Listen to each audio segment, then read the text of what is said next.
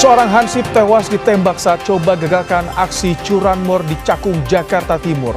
Korban sempat berduel dengan pelaku sebelum tewas ditembak.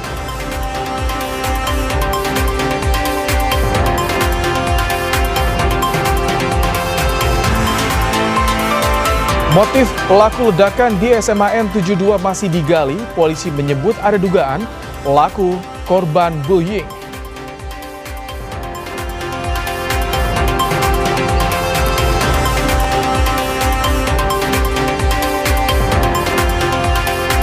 Festival tahunan West Java Festival kembali digelar mengusung tema perkampungan di Jawa Barat. Hiburan mulai dari musik hingga tarian tradisional meramaikan acara ini.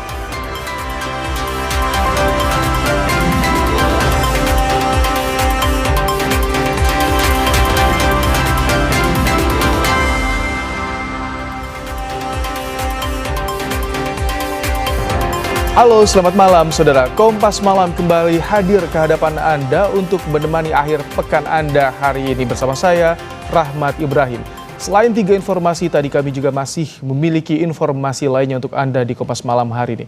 Langsung saja kita simak informasi pertama saudara. Tim gabungan yang terdiri dari Badan Narkotika Nasional, Brimopolda Metro Jaya dan Polres Jakarta Utara kembali melakukan penggerebekan di Kampung Bahari, Jakarta Utara, mengejar anggota sindikat narkoba.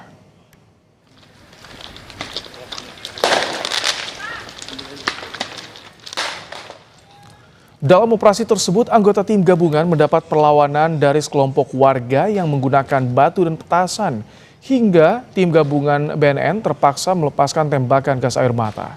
Setidaknya ada 700 anggota gabungan yang diturunkan menghadapi perlawanan dalam penggerebekan ini.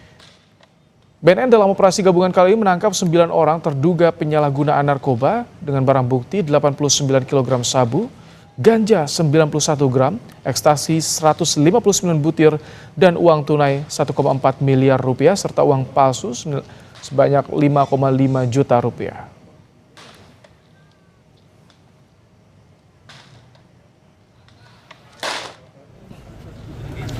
BNN juga menyita motorsport serta berangkas besar yang berisi 7 pucuk senjata api, 2 pucuk senapan airsoft gun, 6 pucuk airsoft gun, 5 batang emas seberat 500 gram dan gelang serta cincin perhiasan sebanyak 14 buah.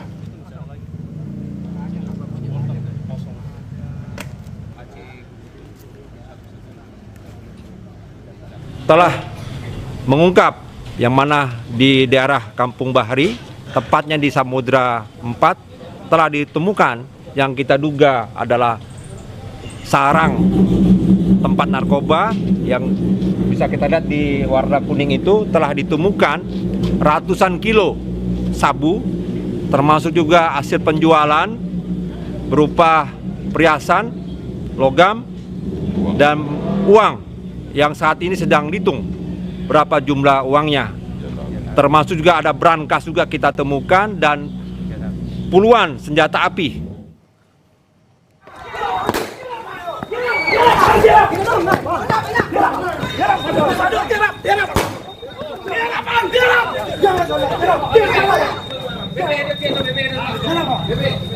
Di Padang, puluhan anggota BNNP Sumatera Barat, Direktorat Reserse Narkoba Polda Sumatera Barat dan Polresta Padang menggerebek salah satu kampung di Kecamatan Padang Barat, Kota Padang. 8 orang ditangkap saat transaksi narkoba.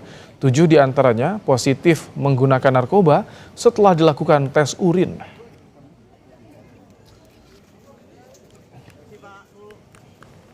Ada beberapa paket siap pakai. Untuk itu sudah kita amankan setidaknya 7 orang, ya. 7 orang. Nanti kita akan tindak lanjuti bersama-sama nanti dengan Direktorat Narkoba dan Narkoba. Informasi berikutnya, Saudara, Kapolri menyebut terduga pelaku ledakan SMAN 72 Jakarta merupakan salah satu siswa di SMA Negeri 72 Jakarta. Sesaat sebelum kejadian, aktivitas terduga pelaku sempat terekam tengah membonceng motor menuju sekolah.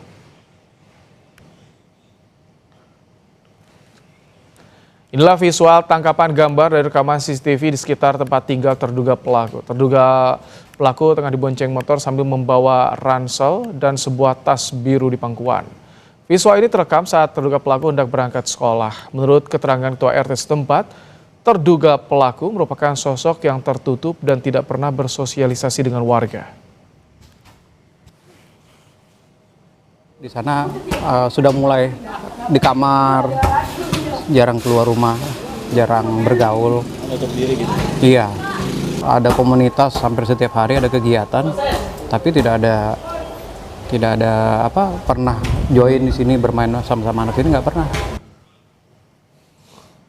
Kapolri menyebut hingga kini terduga pelaku peledakan di SMA N72 Kelapa Gading masih berjumlah 1 orang, yaitu seorang siswa di SMA N72.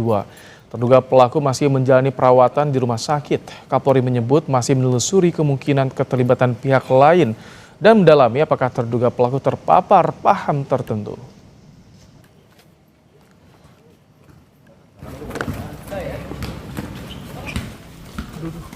Terduga pelaku saat ini merupakan salah satu siswa ya di SMA tersebut.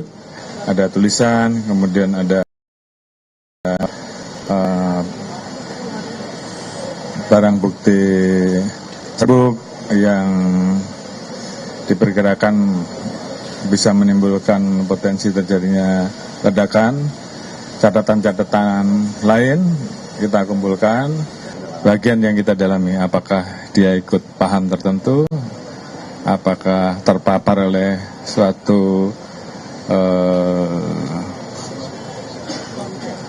konten, ataukah mungkin juga hal-hal yang membuat dia tertarik. Korban ledakan di SMA N72 Kelapa Gading, Jakarta Utara mencapai 96 orang. 29 orang masih menjalani perawatan di rumah sakit. Selain luka bakar, para korban mengalami masalah pendengaran akibat efek ledakan. Astagfirullahaladzim, tangan gue gemeter. Gue ledakan tadi bunyinya gede banget, itu tuh. Ini, tandu nih.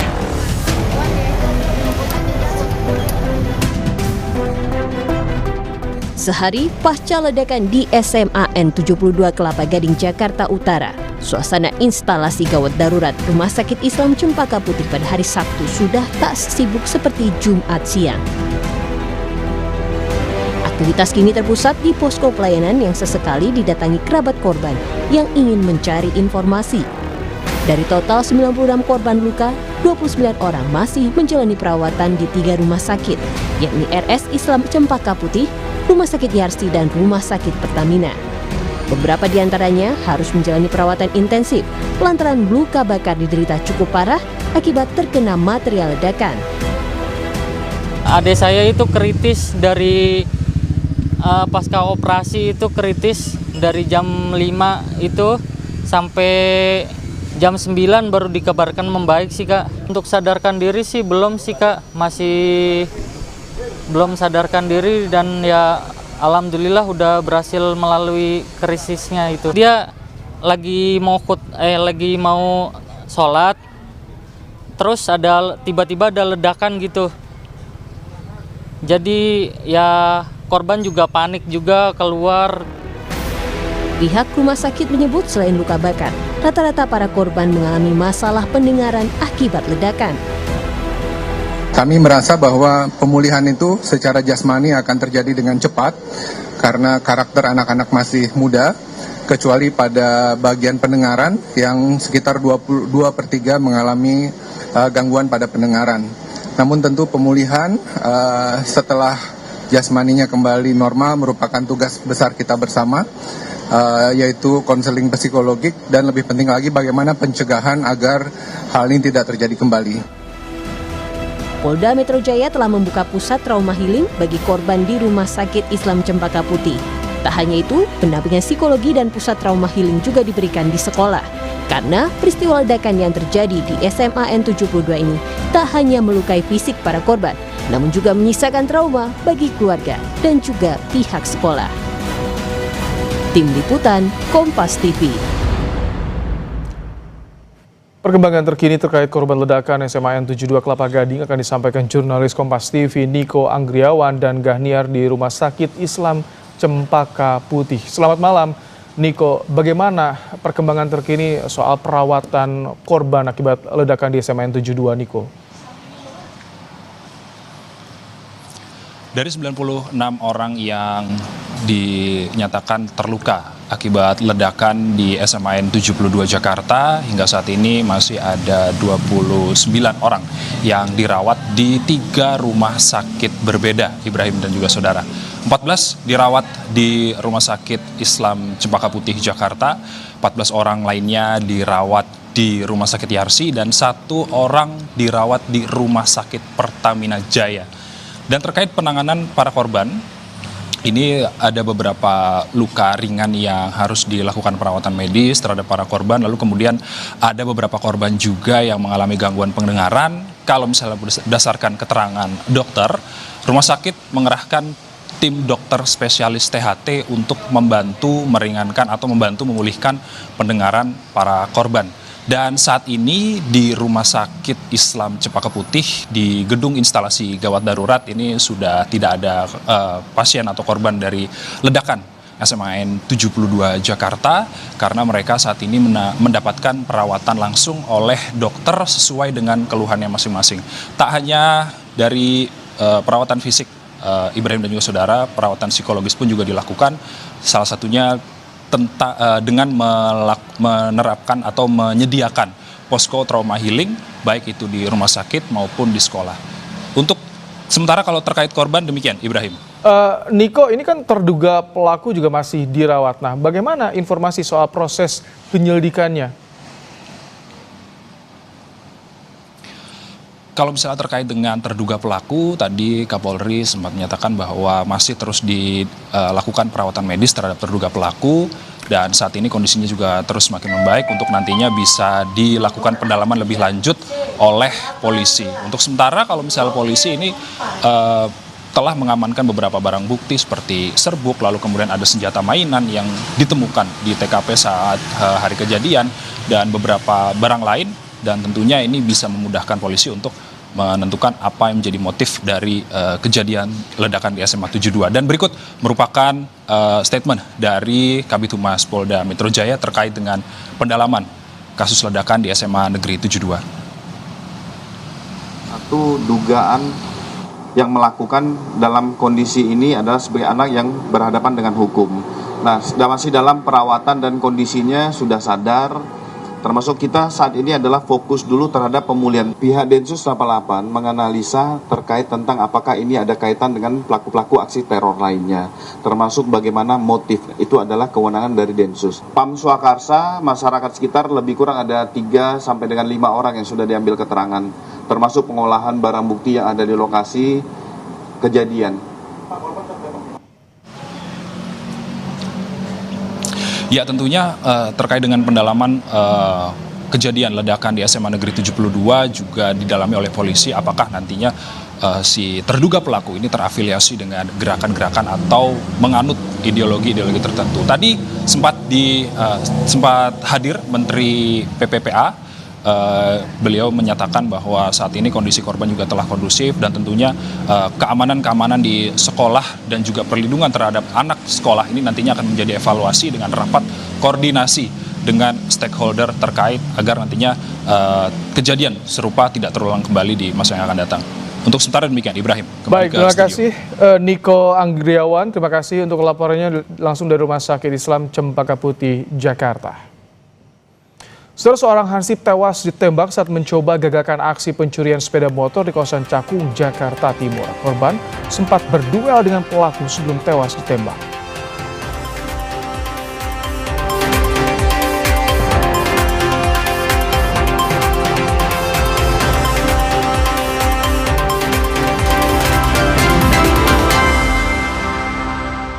Jenazah hansip atau petugas keamanan yang tewas ditembak pelaku curanmor di kawasan Cakung, Jakarta Timur pada Sabtu malam dimakamkan. Jenazah almarhum dimakamkan setelah diotopsi di Rumah Sakit Polri Kramat Jati, Jakarta Timur. Usai disolatkan, jenazah langsung dimakamkan di TPU Buni Tipar Cakung. Almarhum diketahui tewas tertembak usai berusaha menggagalkan aksi pencurian sepeda motor pada Sabtu dini hari.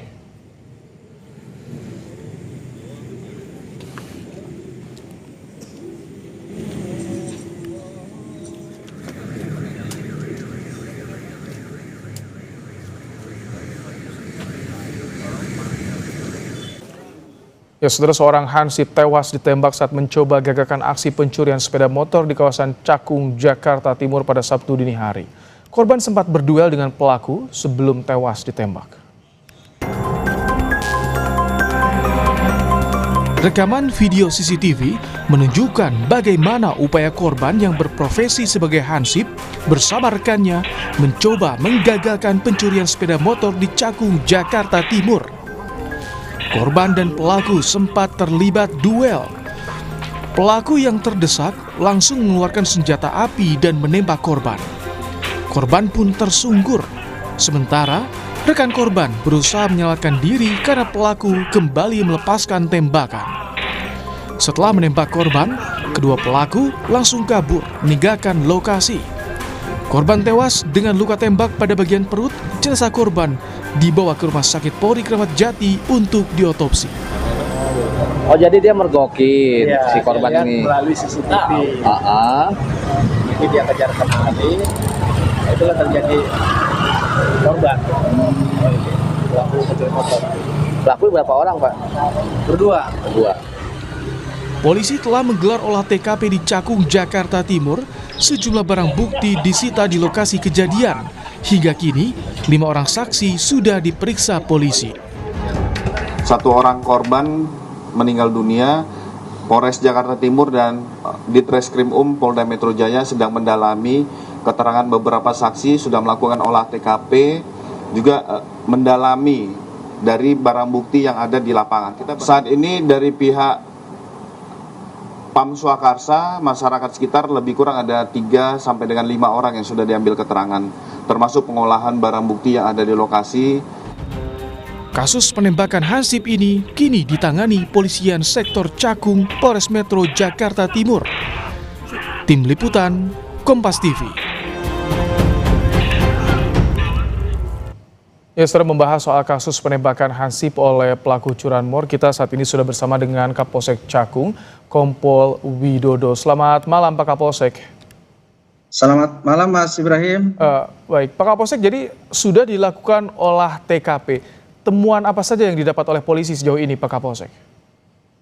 Baik, dari olah TKP kita dapat menyita barang bukti berupa 2 unit sepeda motor, 1 buah helm, sepasang sendal, kemudian kunci letter T, 1 buah pengasah pisau, kemudian dari CCTV kita amankan juga. Oke.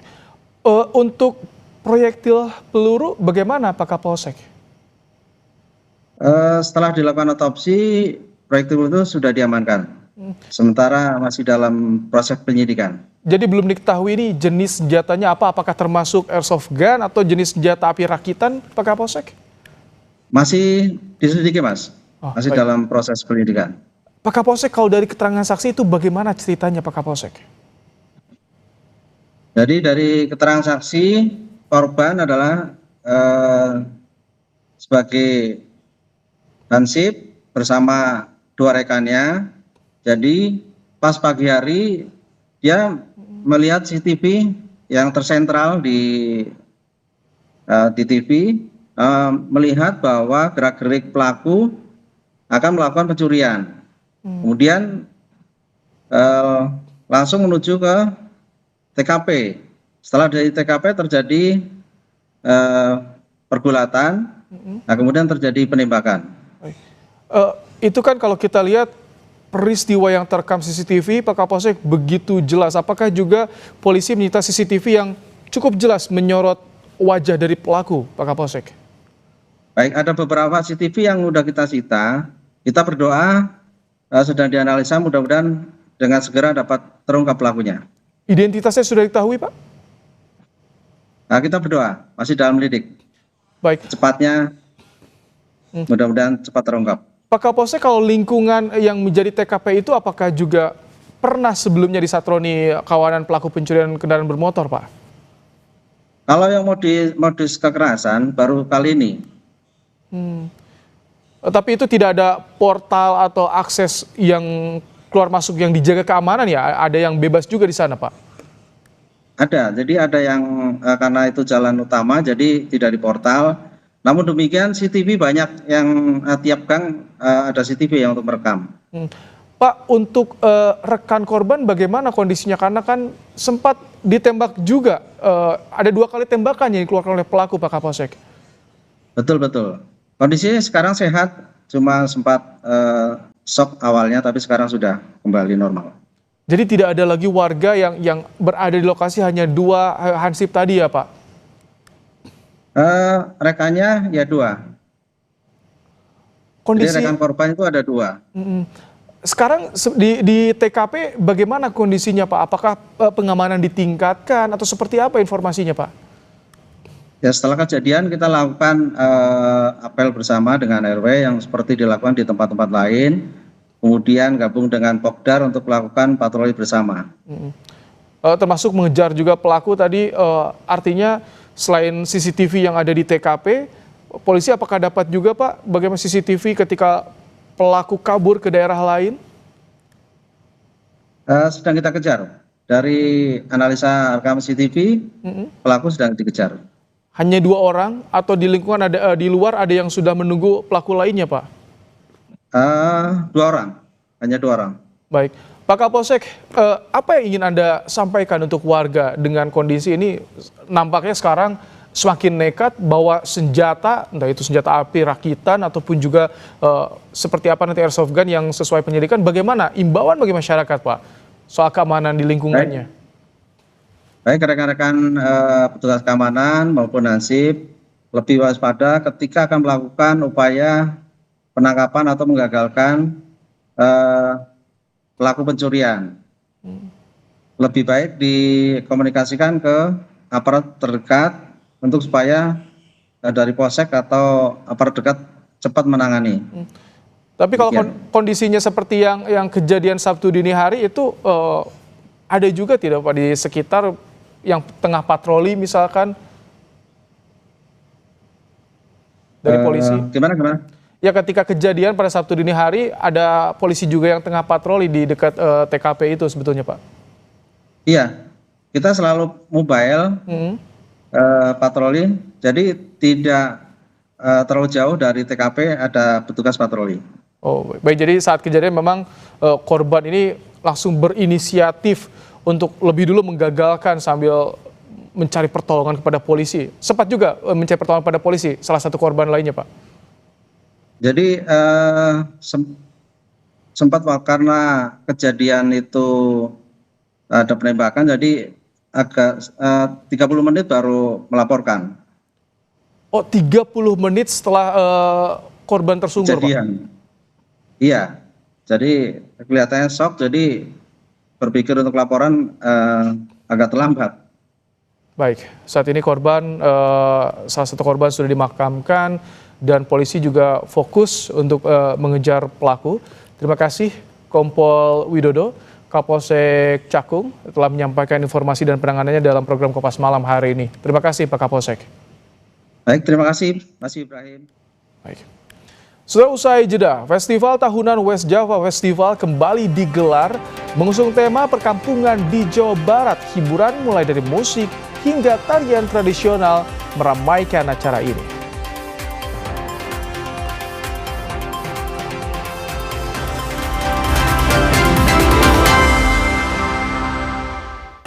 Sudah acara Festival Tahunan West Java Festival kembali digelar di Kota Bandung. Kali ini mengusung tema perkampungan di Jawa Barat.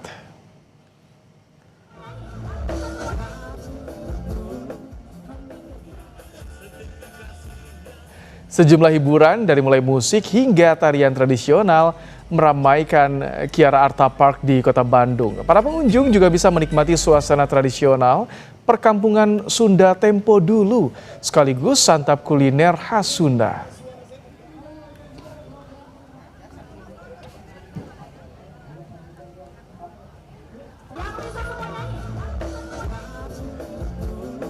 Ya, sejumlah tarian tradisional memeriahkan malam di festival dengan konsep perkampungan Jawa Barat West Java Festival. Tak hanya hiburan tradisional, warga juga antusias menikmati kuliner tradisional khas Sunda. Berikut laporan jurnalis Kompas TV, Vida Alatas dan Sunandar. Halo saudara, selamat malam minggu.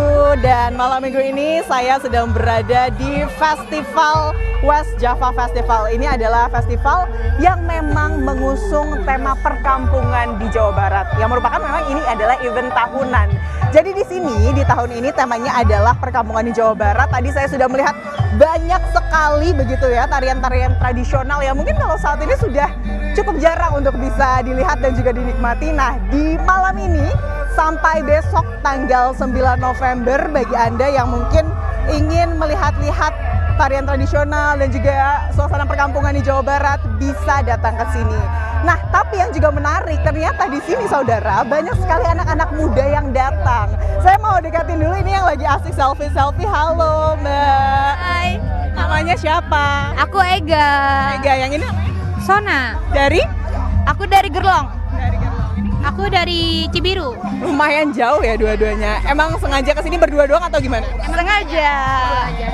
Ini kenapa nih menghabiskan malam minggunya di festival ini nih, festival tradisional di malam hari ini? Niatnya mau belajar juga ya, karena ternyata banyak yang belum aku tahu tentang tradisional ini. Tarian juga banyak. Kulineran kayak gitu. Jadi sambil belajar aja. Buat anak-anak muda juga sekaligus mengenal begitu ya tarian-tarian tradisional di Indonesia. Terima kasih. Have fun, lanjut jalan-jalannya. Nah, tadi itu sebetulnya sudah banyak tarian tradisional. Yang saat ini sedang berlangsung adalah tari lopha dari salah satu sanggar di Cirebon begitu ya.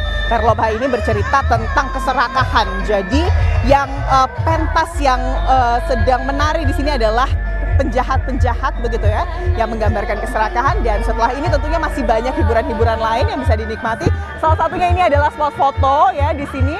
Ini adalah hasil panen begitu ya, yang memang biasanya secara tradisional jika kemudian para petani ini selesai panen ada ritual-ritual begitu ya dengan menumpuk hasil panen seperti saat ini, seperti di belakang saya ini. Dan nanti ini bisa kemudian bagi pengunjung yang ingin berfoto bisa berfoto di sini. Dan tentunya selain itu ada banyak sekali kuliner yang bisa dinikmati di sini. Jadi kalau Anda masih mau berkunjung ke West Java Festival, sampai esok hari mungkin bisa merapat ke Kiara Art Park.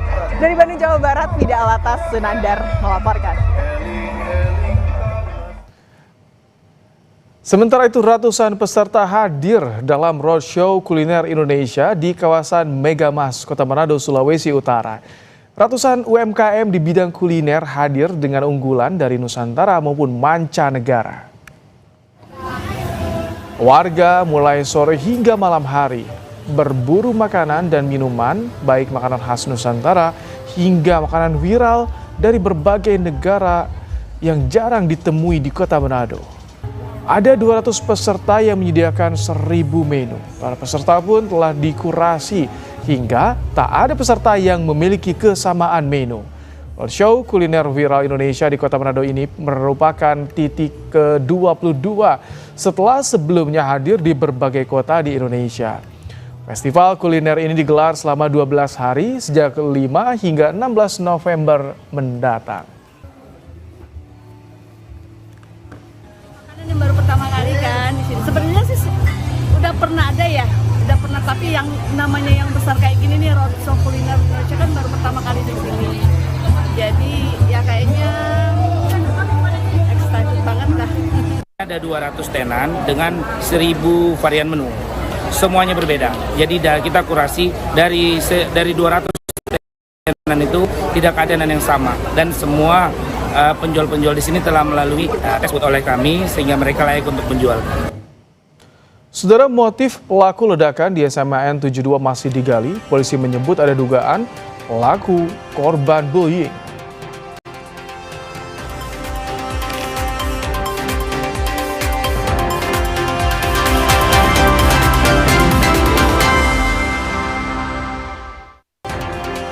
Saudara, Satgas Anti Illegal Mining Kabupaten Solok Selatan, Sumatera Barat menggerebek penambangan emas tanpa izin di kedalaman hutan Bukit Barisan. Sejumlah barang bukti disita sementara dan pondok para penambang ilegal dimusnahkan.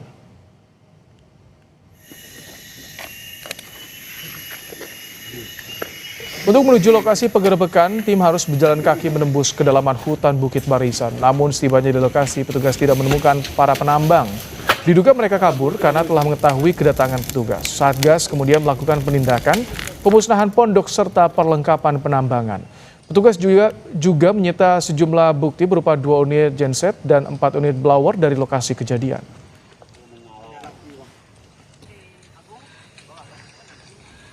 Saat melakukan penindakan tersebut, kami tidak menemui salah seorang pun pelakunya yang diduga. Sebelum kami sampai di lokasi, para pelaku telah melarikan diri. Di lokasi tersebut kami juga melakukan pemusnahan peralatan maupun pondok yang diduga digunakan untuk aktivitas pertambangan lubang emas tersebut. Sementara itu, Menteri SDM Bahlil Lahadalia juga mengecam keras aktivitas tambang ilegal di wilayah Wasirawi, Kabupaten Manokwari, Provinsi Papua Barat. Bahlil bilang sudah membentuk tim Satgas dari Mabes Polri dan TNI. Dalam waktu dekat akan diturunkan ke lokasi tambang ilegal di Wasirawi. Saya mau turunkan Satgas penataan tambang ilegal. Saya akan turunkan tim dari Mabes, baik Mabes TNI maupun Mabes Polisi, akan kita selesaikan ini. Saya sendiri akan pimpin. Supaya tidak ada dusta di antara kita, supaya jangan ketombok bicara katoran dan katoran. Ini fitnahnya minta ampun sekali, seolah-olah ini ada punya Bahlil di sini. Masya Allah. Ini tempatnya aja saya nggak tahu, tiba-tiba kalian tarik-tarik. Ya sudahlah, karena kamu sudah bikin seolah-olah semua ada, ya saya bikin barang jadi aja. Kita ke sorotan berikutnya, saudara. Usai diidentifikasi, jenazah Reno Syahputra, satu dari 2 jenazah yang ditemukan di gedung Kuitang, diserahkan ke keluarga. Jenazah dibawa keluarga ke Surabaya untuk dimakamkan.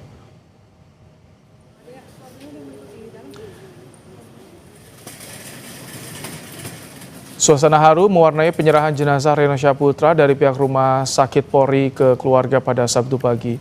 Jenazah dibawa keluarga ke Surabaya untuk dimakamkan. Jenazah Reno Syahputra merupakan satu dari 2 jenazah yang ditemukan sudah menjadi kerangka di sebuah gedung di kawasan Kuitang, Jakarta Pusat. 1 jenazah lainnya atas nama Muhammad Farhan. Keduanya diketahui tewas dalam aksi kerusuhan pada Agustus lalu.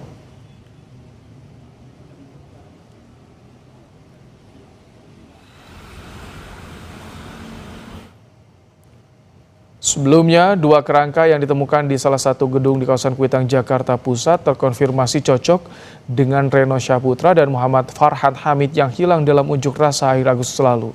Hasil ini diperoleh setelah tim forensik melakukan tes DNA dan pemeriksaan secara mendalam termasuk identifikasi primer seperti gigi dan tulang.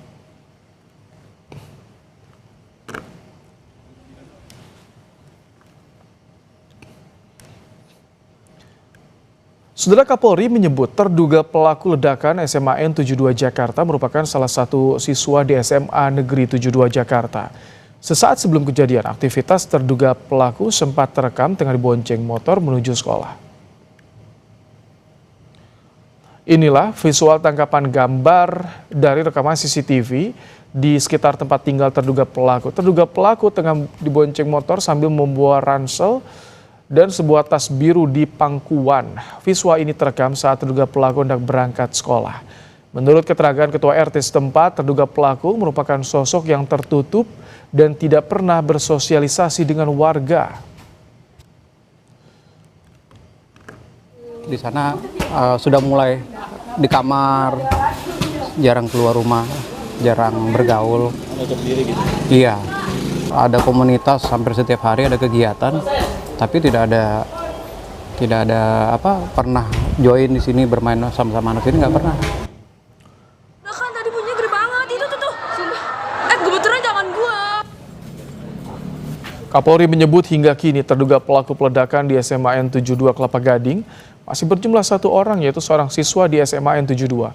Terduga pelaku masih menjalani perawatan di rumah sakit. Kapolri menyebut masih menelusuri kemungkinan keterlibatan pihak lain dan mendalami apakah terduga pelaku terpapar paham tertentu.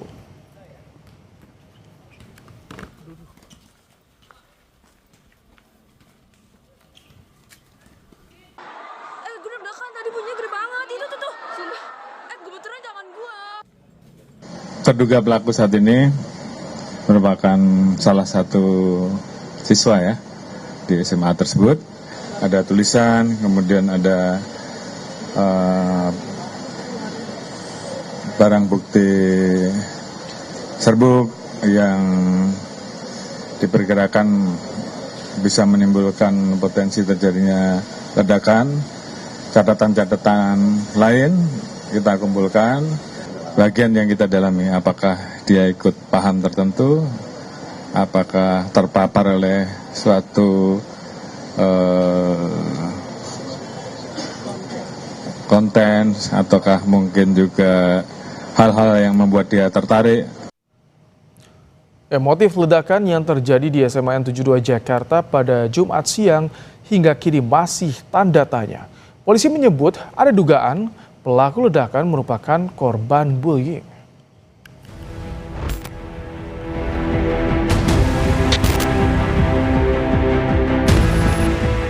Jumat 7 Oktober 2025, jadi hari yang menggemparkan siswa SMA Negeri 72 Jakarta, Kelapa Gading, Jakarta Utara. Tepat memasuki waktu sholat Jumat, ledakan terjadi di masjid di lingkungan sekolah SMA Negeri 72. Ledakan itu mengakibatkan 96 orang terluka. Polisi menyebut pelaku ledakan merupakan satu dari siswa di SMA Negeri 72 Jakarta sekaligus korban ledakan. Motif pelaku hingga kini masih tanda tanya. Terduga pelaku saat ini merupakan salah satu siswa ya di SMA tersebut. Saat ini masih satu yang kita dapati, namun kita tidak berhenti sampai di situ. Kita terus melakukan penyisiran. Apakah ada pihak-pihak lain, dan saat ini tim sedang bekerja.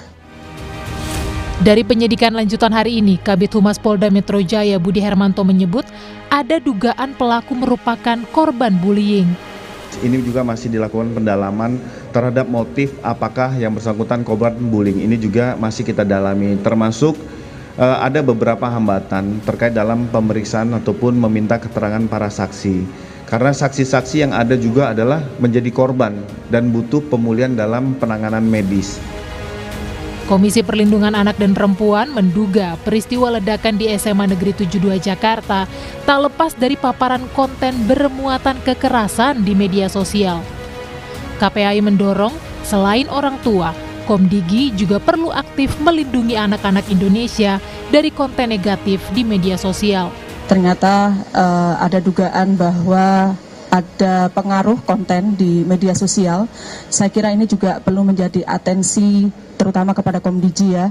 Mungkin butuh ada upaya sistem perlindungan yang lebih ketat lagi terkait dengan konten-konten negatif apapun itu bentuk konten negatifnya, supaya bisa memberikan perlindungan kepada anak-anak, dan tentu juga atensi kepada seluruh orang tua. Soal keseharian pelaku, seorang penjaga kantin di SMA Negeri 72 Jakarta, Maman, mengaku mengenal pelaku sebagai sosok yang pendiam dan serius. Maman bilang pelaku kerap membeli makanan di kantin miliknya. Orangnya tahu, mukanya tahu, makan sering, itu pendiam. Kalau pesan makanan serius banget, misalnya nggak banyak itu cuma Pak pesan mie ayam. Pasca ledakan, polisi membuka posko trauma healing sebagai layanan pendampingan psikologi bagi para korban. Hingga kini, sebanyak 29 siswa masih menjalani perawatan di rumah sakit. Tim Liputan, Kompas TV. Saudara, sejumlah siswa di Pulau Obi, Halmahera Selatan, Maluku Utara harus bertaruh nyawa demi ke sekolah. Tidak ada fasilitas jembatan, membuat para siswa terpaksa menyeberangi sungai untuk bisa menimba ilmu.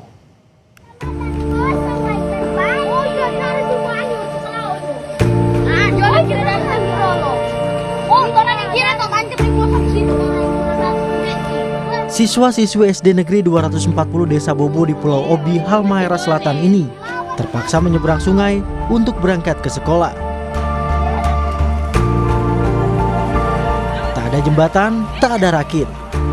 Hanya tekad untuk menimba ilmu yang mereka miliki. Di wajah mungil itu tersirat harapan pendidikan layak diperjuangkan, meski harus berhadapan dengan derasnya arus sungai.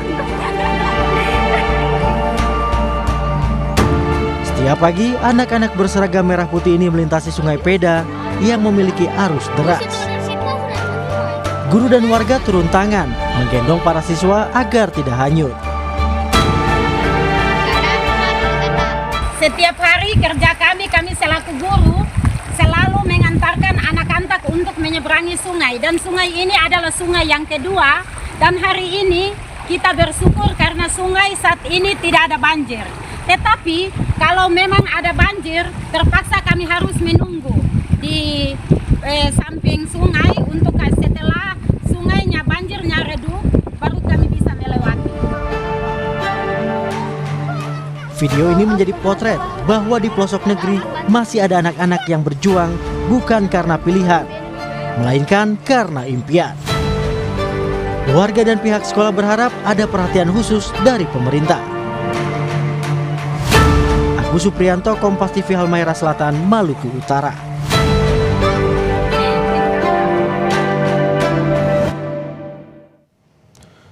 Tentara Israel menyerang udara di kawasan di selatan Lebanon. 1 orang terluka dalam serangan tersebut.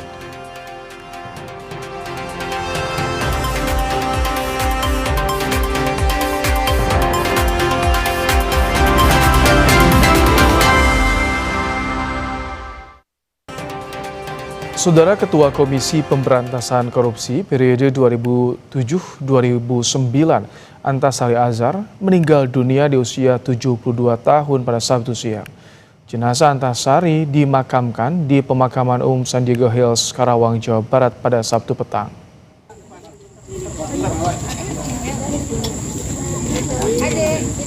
Keluarga boleh di depan, silakan. Pemakaman dihadiri keluarga dan kerabat. Istri, anak hingga cucu turut mengantar Antasari ke tempat peristirahatan terakhir di Pemakaman Muslim Al-Majid San Diego Hills. Menurut sang adik, Antasari Azhar merupakan sosok teladan bagi saudara-saudaranya karena memiliki kepemimpinan yang tegas.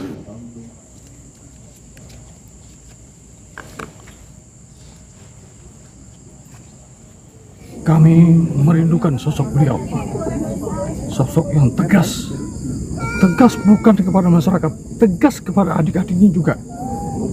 Selama beliau memimpin, diberi kepercayaan negara, kami tidak diperbolehkan sama sekali untuk membicarakan hal-hal di luar urusan keluarga. Itulah beliau. Saudara, tentara Israel melakukan serangan udara di kawasan permukiman di kota Tell Deba di selatan Lebanon pada hari Kamis waktu setempat.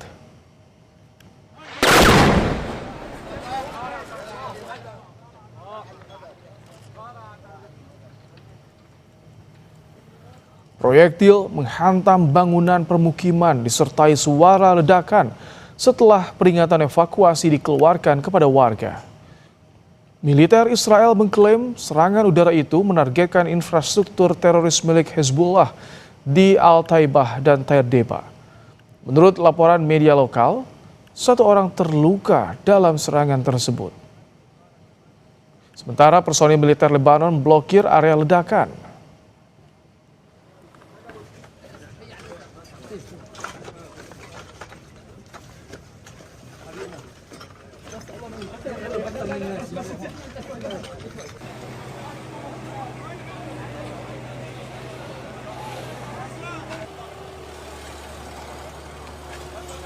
Israel mengembalikan jenazah 15 warga Palestina ke Gaza pada Sabtu waktu setempat.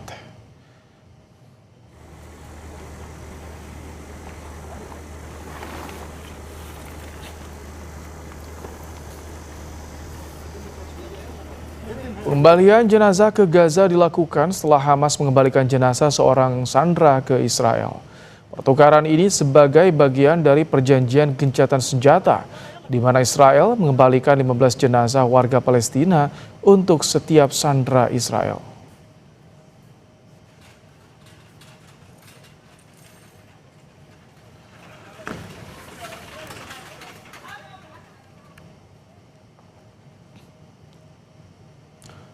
Hampir 4 minggu setelah gencatan senjata diumumkan, bantuan kemanusiaan ke Gaza masih jauh dari cukup.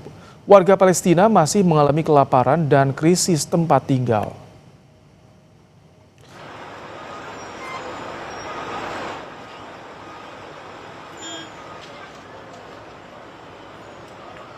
Kelaparan dan krisis tempat tinggal semakin memburuk di jalur Gaza. Kondisi memprihatinkan di musim dingin ini akibat blokade ketat yang terus diberlakukan Israel. Meski gencatan senjata yang dimediasi Amerika Serikat telah berlaku sejak 10 Oktober lalu, Israel tetap membatasi masuknya bantuan dan barang penting ke wilayah yang hancur akibat perang.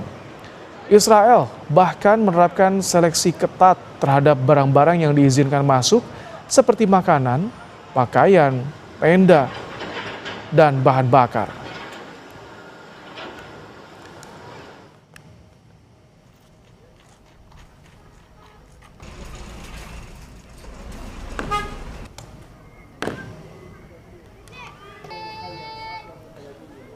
Ya, saudara, informasi dari Gaza tadi menjadi penutup sajian Kompas malam hari ini.